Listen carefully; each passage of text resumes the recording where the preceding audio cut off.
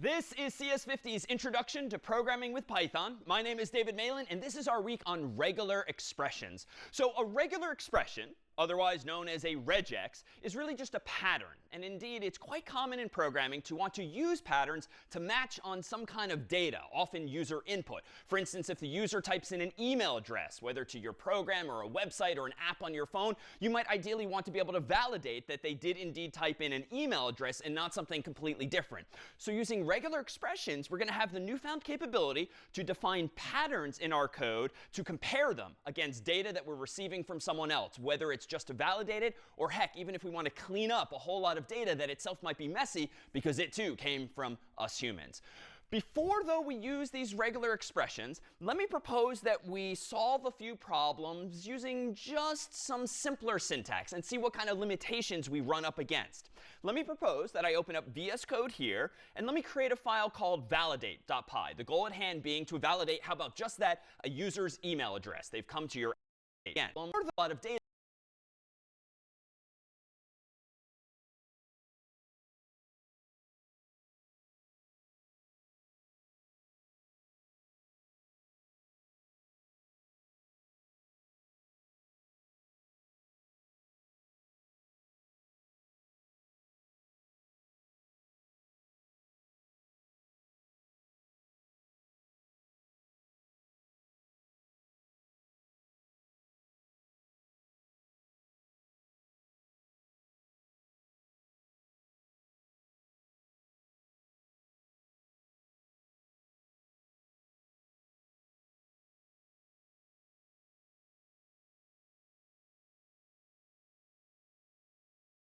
that itself might be messy because it too came from us humans. Before, though, we use these regular expressions, let me propose that we solve a few problems using just some simpler syntax and see what kind of limitations we run up against.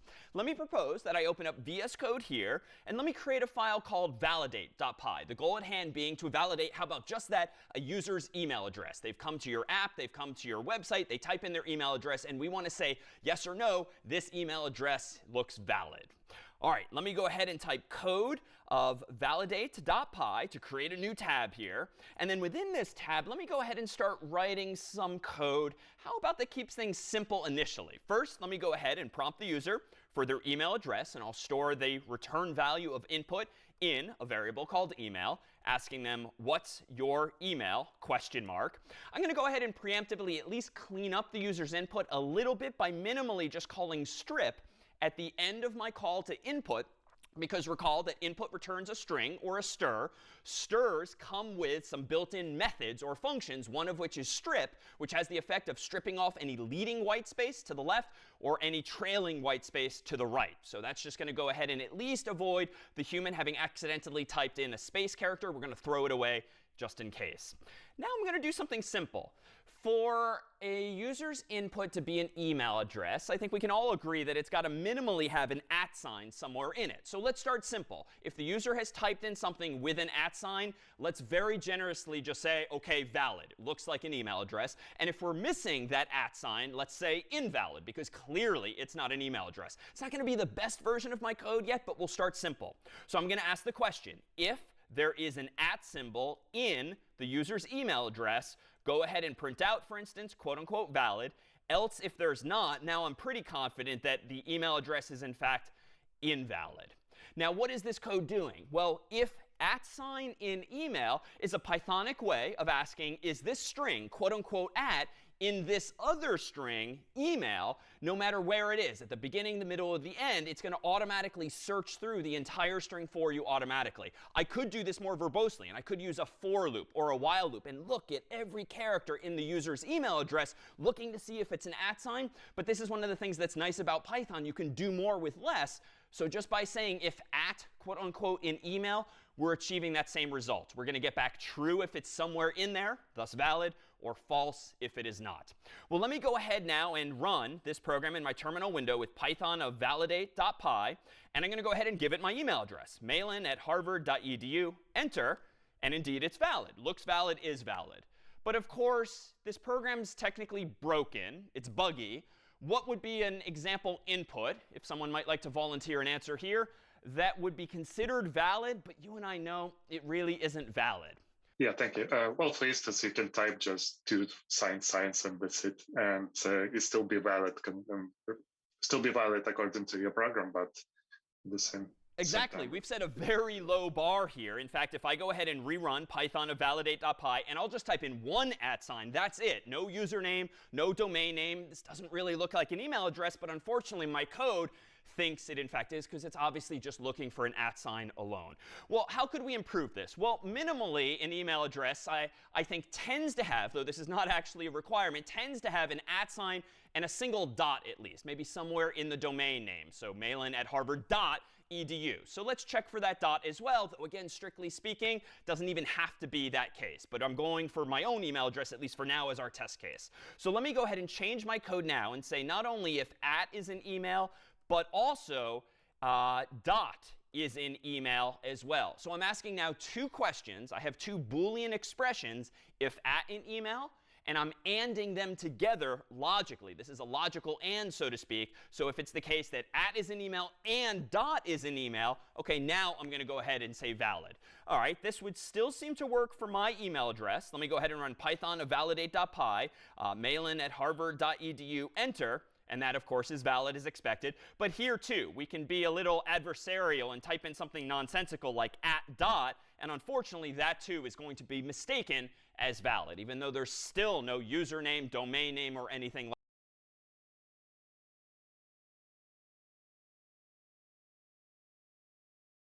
like that. So I think we need to be a little more methodical here.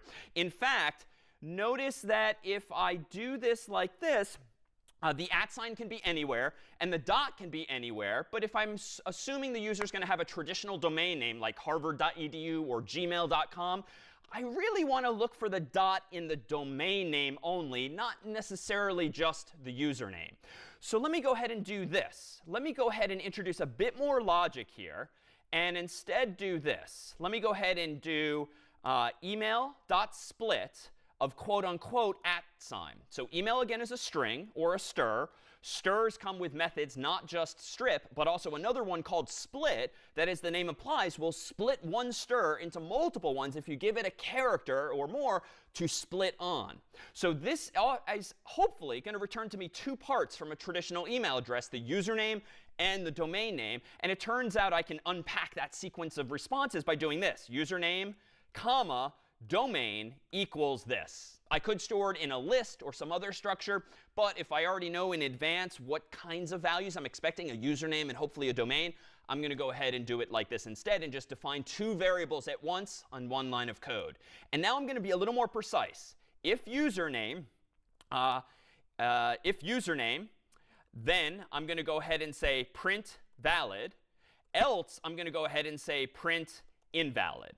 Now, this isn't good enough, but I'm at least checking for the presence of a username now. And you might not have seen this before, but if you simply ask a question like if username, and username is a string, well, if username is going to give me a true answer if username is anything except none or quote unquote nothing.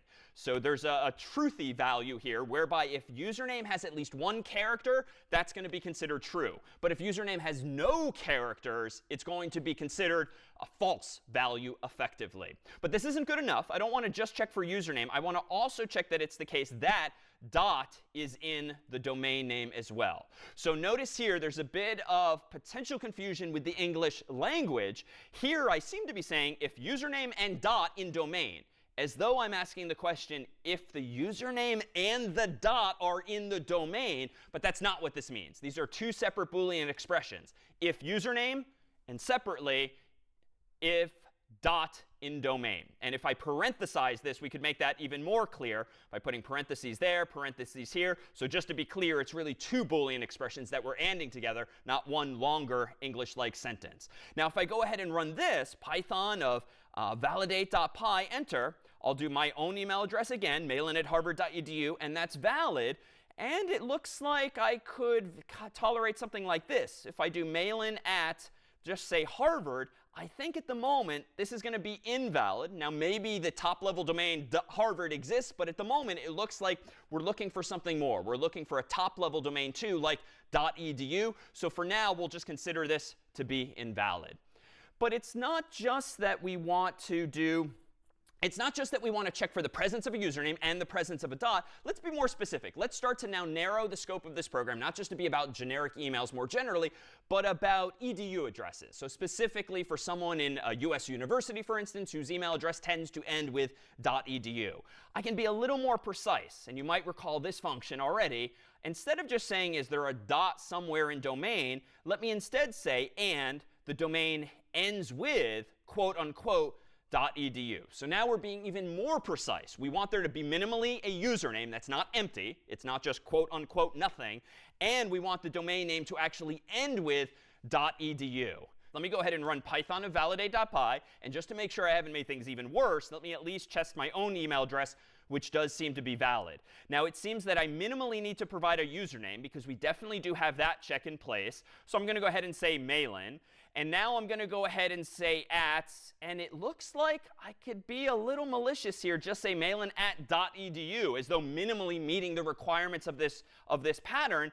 And that, of course, is considered valid, but I'm pretty sure there's no one at malin@.edu. We need to have some domain name in there, so we're still not being quite as generous. Now, we could absolutely continue to iterate on this program, and we could add some more Boolean expressions. We could maybe use some other Python methods for checking more precisely. Is there something to the left of the dot, to the right of the dot? We could use split multiple times. But honestly, this just escalates quickly. Like, you end up having to write a lot of code just to express something that's relatively simple in spirit. Just format this like an email address. So how can we go about improving this? Well, it turns out in Python, there's a library for regular expressions. It's called succinctly RE. And in the RE library, you have a lot of capabilities to define and check for and even replace patterns. Again, a regular expression is a pattern, and this library, the RE library in Python, is going to let us to define some of these patterns, like a pattern for an email address, and then use some built-in functions to actually validate a user's input against that pattern, or even use these patterns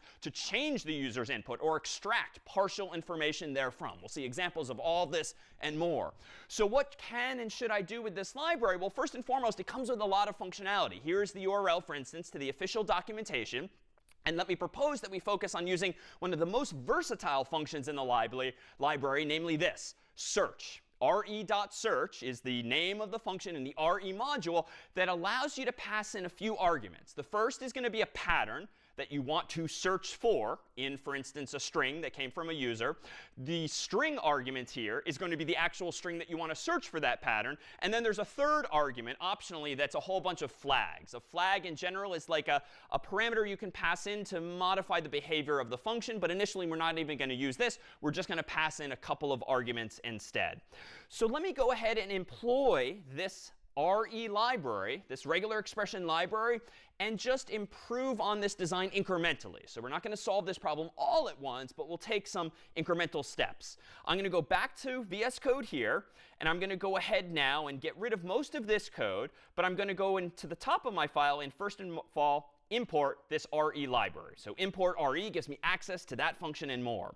Now, after I've gotten the user's input in the same way as before, stripping off any leading or trailing white space, I'm just going to use this function super trivially for now, even though this isn't really a big step forward.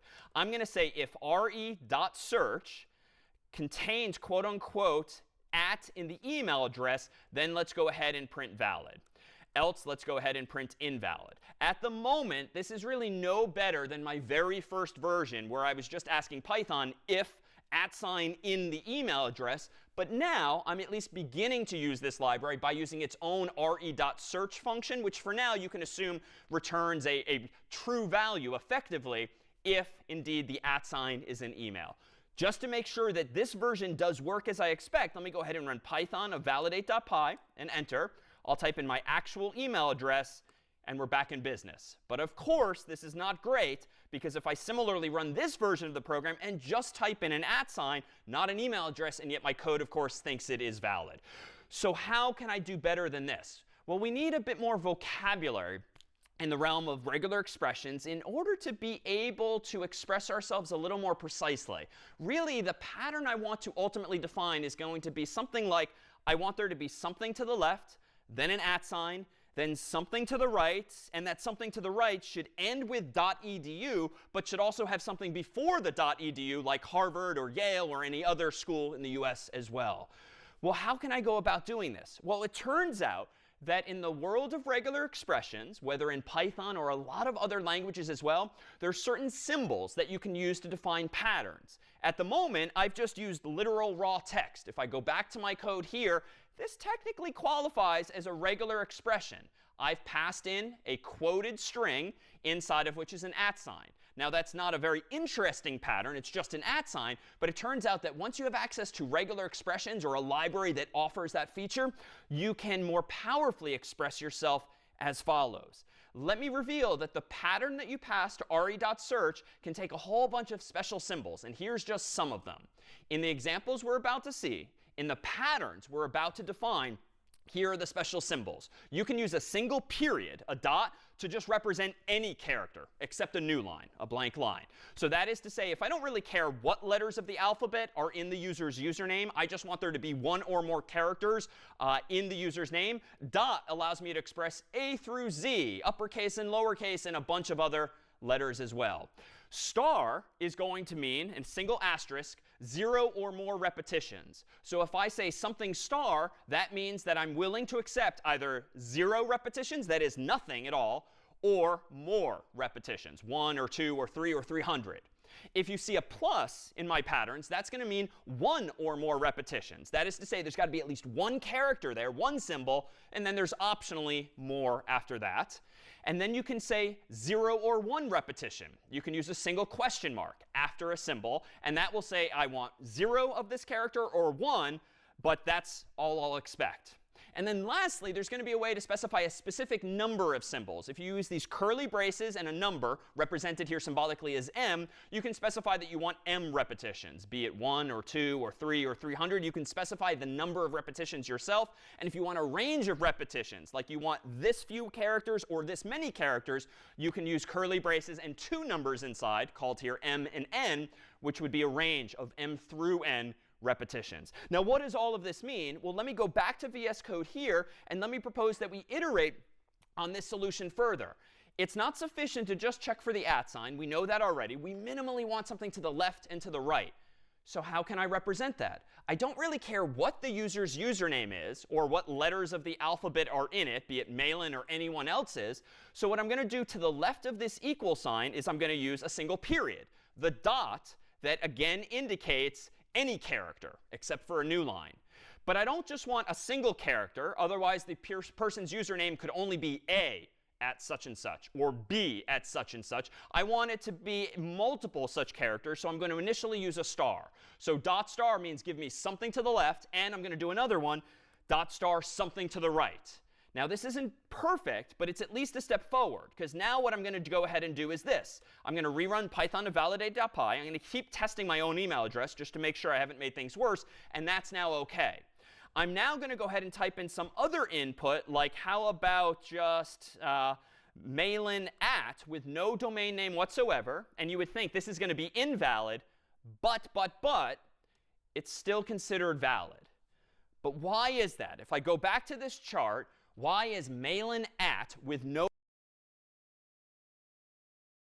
domain now considered valid? What's my mistake here? By having used dot star at dot star as my regular expression, or regex. Because you're using the star instead of the plus sign? Exactly. The star, again, means 0 or more repetitions. So re.search is perfectly happy to accept nothing after the @ sign, because that would be 0 repetitions. So I think I minimally need to evolve this and go back to my code here. And let me go ahead and change this from dot star to dot plus. And let me change the ending from dot star to dot plus, so that now when I run my code here, let me go ahead and run python of validate.py. I'm going to test my email address as always. Still working. Now let me go ahead and type in that same thing from before that was accidentally considered valid. Now I hit enter. Finally, it's invalid. So now we're making some progress on being a little more precise as to what it is we're doing. Now I'll note here, like with almost everything in programming, Python included, there's often multiple ways to solve the same problem. And does anyone see a way in my code here that I could make a slight tweak if I forgot that the plus operator exists and go back to using a star? If I allowed you only to use dots and only stars, could you recreate the notion of plus? Yes, use another dot. Dot, Yeah. dot, star. Yeah, because if a dot means any character, we'll just use a dot. And then when you want to say or more, use another dot and then the star. So equivalent to dot plus would have been dot dot star, because the first dot means any character, and the second pair of characters, dot star, means 0 or more other characters. And to be clear, it does not have to be the same character. Just by doing dot or dot star does not mean your whole username needs to be A or AA or AAA or AAAA. It can vary with each symbol. It just means 0 or more of any character back to back. So I could do this on both the left and the right. Which one is better? You know, it depends. I think an argument could be made that this is even more clear because it's obvious now that there's a dot, which means any character, and then there's the dot star. But if you're in the habit of doing this frequently, one of the reasons things like the plus exist is just to consolidate your code into something a little more succinct. And if you're familiar with seeing the plus, now maybe this is more readable to you. So again, just like with Python more generally, you're going to often see different ways to express the same patterns, and reasonable people might agree or disagree as to which way is better than another. Well, let me propose, too, that we can think about both of these models a little more graphically. If this looks a little cryptic to you, let me go ahead and rewind to the previous incarnation of this regular expression, which was just a single dot star. This regular expression, dot star at dot star, means what again? It means 0 or more characters, followed by a literal @ sign, followed by 0 or more other characters. Now, when you pass this pattern in as an argument to re.search, it's going to read it from left to right and then use it to try to match against the input, email in this case, that the user typed in. Now, how is the computer, how is re.search going to keep track of whether or not the user's email matches this pattern? Well, it turns out that it's going to be using a machine of sorts, implemented in software known as a finite state machine, or more formally, a non-deterministic finite automaton. And the way it works, if we depict this graphically, is as follows. The re.search function starts over here in a so-called start state. That's the sort of condition in which it begins. And then it's going to read the user's email address from left to right, and it's going to decide whether or not to stay in this first state or transition to the next state. So for instance, in this first state, as the user's reading my email address, malin@harvard.edu, it's going to follow this curved edge up and around to itself, a reflexive edge. And it's labeled dot because dot, again, just means any character. So as the function is reading my email address, malin@harvard.edu, from left to right, it's going to follow these transitions as follows. M, A, L, A, N. And then it's hopefully going to follow this transition to the second state, because there's a literal @ sign both in this machine as well as in my email address. Then it's going to try to read the rest of my address. HARVARD.edu. And that's it. And then the computer's going to check, did it end up in an accept state, a final state that's actually depicted here pictorially a little differently with double circles, one inside of the other. And that just means that if the computer finds itself in that second accept state after having read all of the user's input, it is indeed a valid email address. If by some chance the machine somehow ended up stuck in that first state, which does not have double circles and it is therefore not an accept state, the computer would conclude this is an invalid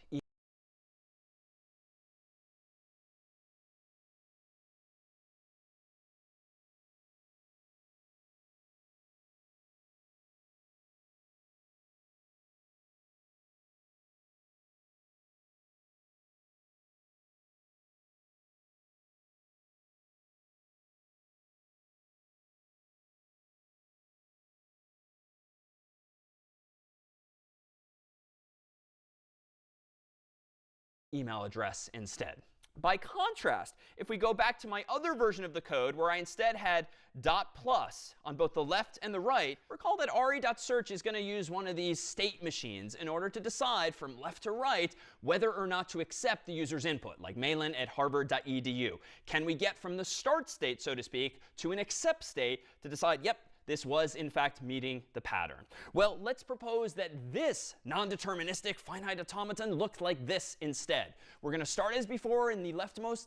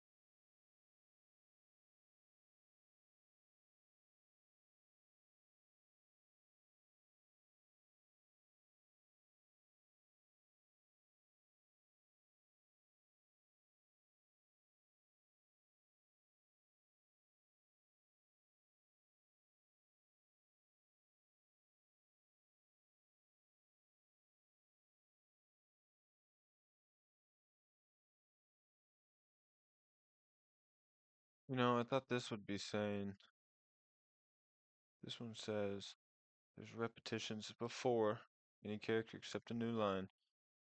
One or more repetitions. And then at this same thing. So then you have like your Bob at Gmail, and you can type that out. One or more repetitions with that email. And then you go and you do, I guess, like the split isk thing right there. You say at the period, one or more repetitions. So there should be one or more repetitions at the period. But I don't know. Let's see what he has to say. We're at 1313. Meeting the pattern. Well, let's propose that this non-deterministic finite automaton looks like this instead. We're going to start as before in the leftmost start state, and we're going to necessarily consume one character per this first edge, which is labeled with the dot to indicate that we can consume any one character, like the M in mailin@harvard.edu. Then we can spend some time consuming more characters before the @ sign, so the A, L, A, N. Then we can consume the @ sign. Then we can consume at least one more character, because recall that the regex has dot plus this time. And then we can consume even more characters if we want. So if we first consume the H in harvard.edu, that then leaves the A, R, V, A, R, D, and then dot edu. And now here too, we're at the end of the story, but we're in an except state, because that circle at the end has 2 circles total, which means that if the computer, if this function finds itself in that except state after reading the entirety of the user's input, it is too, in fact, a valid email address. If by contrast, we had gotten stuck in one of those other states, unable to follow a transition, one of those edges, and therefore unable to make progress in the user's input from left to right, then we would have to conclude that that email address is in fact invalid.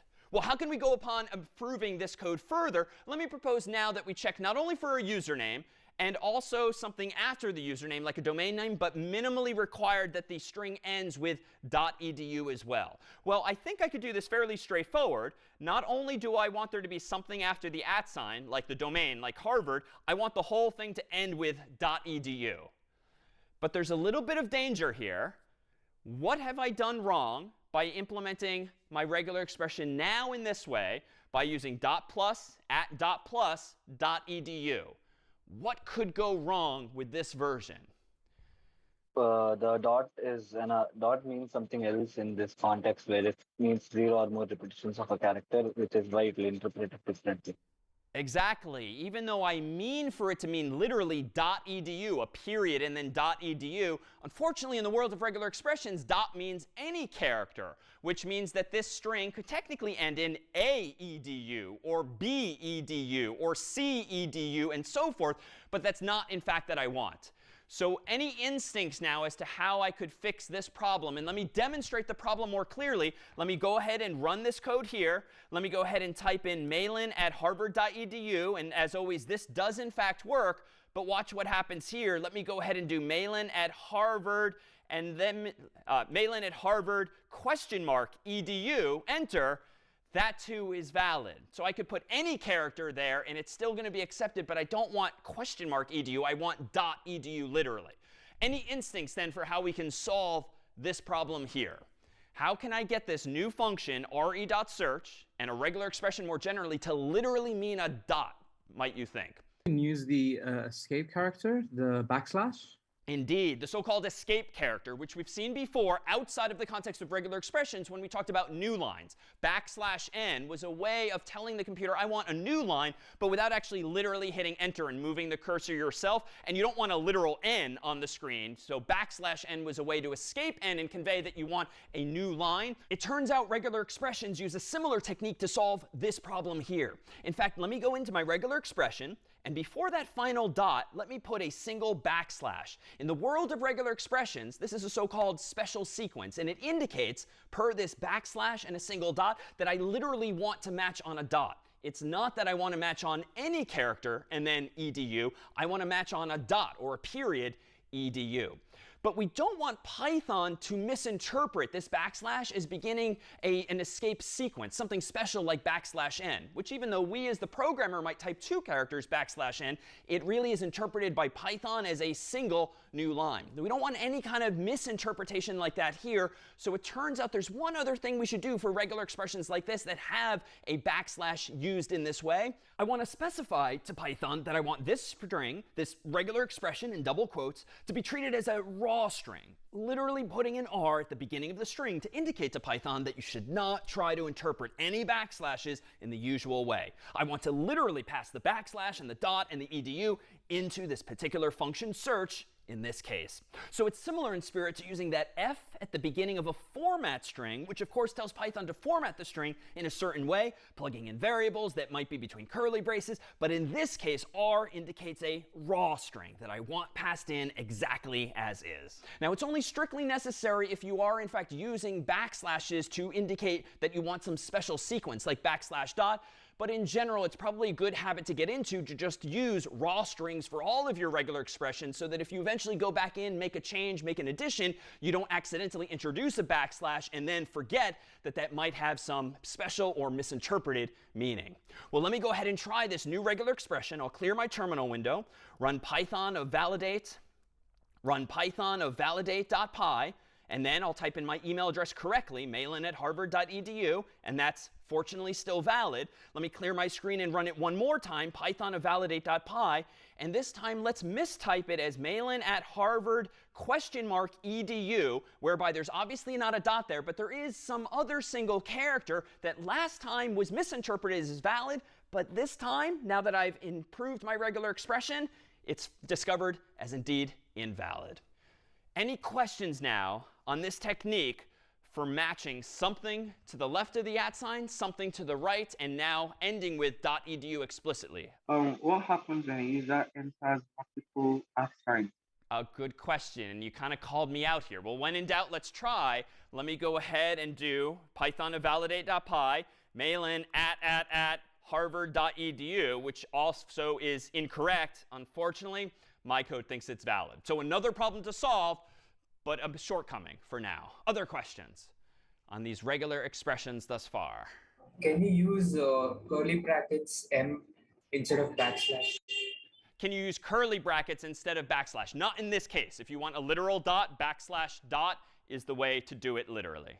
How about one other question on regular expressions? Is this the same thing that Google Forms uses in order to categorize data? In, let's say, if you've got multiple people sending in requests about some feedback, do they categorize the data that they get using this particular regular expression thing? Indeed. If you've ever used Google Forms to not just submit it, but to create a Google form, one of the menu options is for response validation, in English at least. And what that allows you to do is specify that the user has to input an email address or a URL or a string of some length. But there's an even more powerful feature that some of you may not have ever noticed. And indeed, if you'd like to open up Google Forms, create a new form temporarily, and poke around, you will actually see, in English at least, quote unquote regular expression mentioned as one of the mechanisms you can use to validate your user's input into your Google Forms. So in fact, after today, you can start avoiding the specific dropdowns of like email address or URL or the like, and you can express your own patterns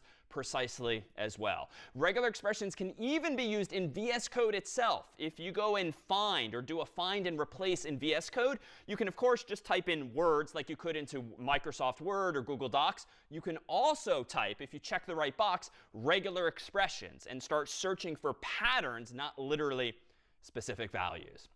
Well, let me propose that we now enhance this implementation further by introducing a few other symbols, because right now with my code, I keep saying that I want my email address to end with .edu and start with a username, but I'm being a little too generous. This does in fact work as expected for my own email address, mailin@harvard.edu. But what if I type in a sentence like, my email address is mailin@harvard.edu, and suppose I've typed that into the program, or I've typed that into a Google form, is this going to be considered valid or invalid? Well, let's consider. It's got the @ sign, so we're good there. It's got one or more characters to the left of the @ sign. It's got one or more characters to the right of the @ sign. It's got a literal .edu somewhere in there to the right of the @ sign. And granted, there's more stuff to the right. There's literally this period at the end of my English sentence.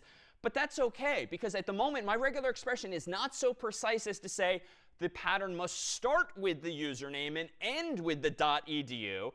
Technically, it's left unsaid what more can be to the left and what more can be to the right. So when I hit enter now, you'll see that that whole sentence in English is valid. And that's obviously not what you want. In fact, consider the case of using Google Forms or Office 365 to collect data from users. If you don't validate your input, your users might very well type in a full sentence or something else with a typographical error, not an actual email. So if you're just trying to copy all of the results that have been typed into your form so you can paste them into Gmail or some email program, it's going to break because you're going to accidentally paste something like a whole English sentence into the program instead of just an email address, which is what your mailer expects. So how can I be more precise? Well, let me propose we introduce a few more symbols as well. It turns out, in the context of a regular expression, one of these patterns, you can use the caret symbol, the little triangular mark, to represent that you want this pattern to match the start of the string specifically. Not anywhere, but the start of the user string. By contrast, you can use a $sign in your regular expression to say that you want to match the end of the string, or technically just before the new line at the end of the string. But for all intents and purposes, think of caret as meaning start of the string and $sign as meaning end of the string. It is a weird thing that one is a caret and one is a $sign. These are not really things that I think of as opposites, like a parenthesis or something like that. But those are the symbols the world chose many years ago. So let me go back to VS Code now, and let me add this feature to my code here. Let me specify that, yes, I do want to search for this pattern, but I want the user's input to start with this pattern and end with this pattern. So even though it's going to start looking even more cryptic, I put a caret symbol here at the beginning, and I put a $sign here at the end. That does not mean I want the user to type a caret symbol or a $sign. This is special symbology that indicates to re.search that it should only look for now an exact match against this pattern. So if I now go back to my terminal window, and I'll leave the previous result on the screen, let me type the exact same thing. My email address is mailin@harvard.edu, enter, sorry, period. And now I'm going to go ahead and hit enter. Now that's considered invalid. But let me clear the screen, and just to make sure I didn't break things, let me type in just my email address, and that too is valid. Any questions now on this version of my regular expression, which note goes further to specify even more precisely that I want it to match at the start and the end? Any questions on this one here? OK, you have slash and .edu, and then the $sign. But the dot is like. I'll be back later. I gotta go do some stuff.